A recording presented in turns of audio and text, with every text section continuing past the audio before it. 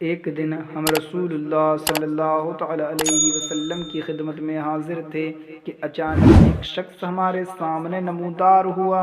اس کے کپڑے انتہائی سفید اور بال انتہائی سیاہ تھے۔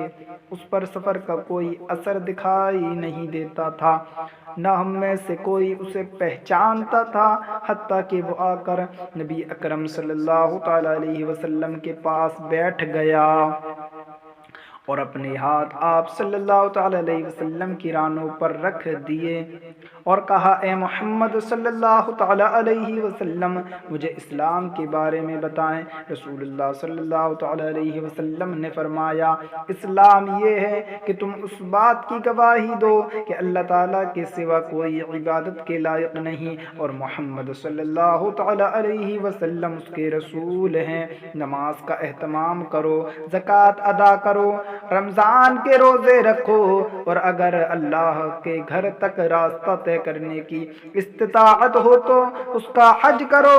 اس نے کہا، آپ نے سچ فرمایا۔ حضرت عمر رضی اللہ عنہ نے کہا، ہمیں اس پر تعجب ہوا کہ آپ سے پوچھتا ہے اور خود ہی آپ کی تصدیق کرتا ہے۔ اس نے کہا، مجھے ایمان کے بارے میں بتائیں۔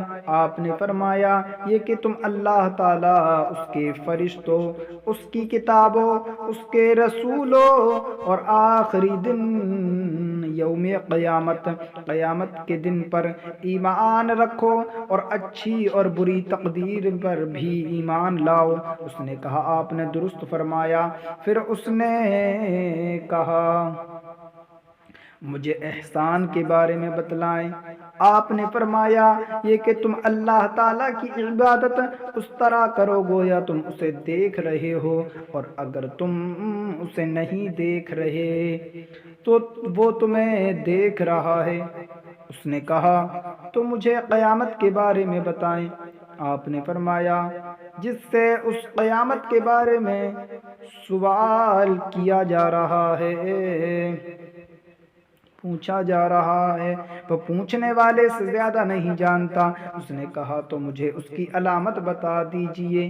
آپ نے فرمایا، علامت یہ ہے کہ لونڈی اپنی مالکہ کو جنم دے، اور یہ کہ تم ننگے پاؤں، ننگے بدن، محتاج بکریاں چرانے والوں کو دیکھو کہ وہ اونچی سے اونچی عمارتیں بنانے میں ایک دوسرے کے ساتھ مقابلہ کر رہے ہیں۔ حضرت عمر رضی اللہ عنہ نے کہا، پھر وہ سائل چلا گیا۔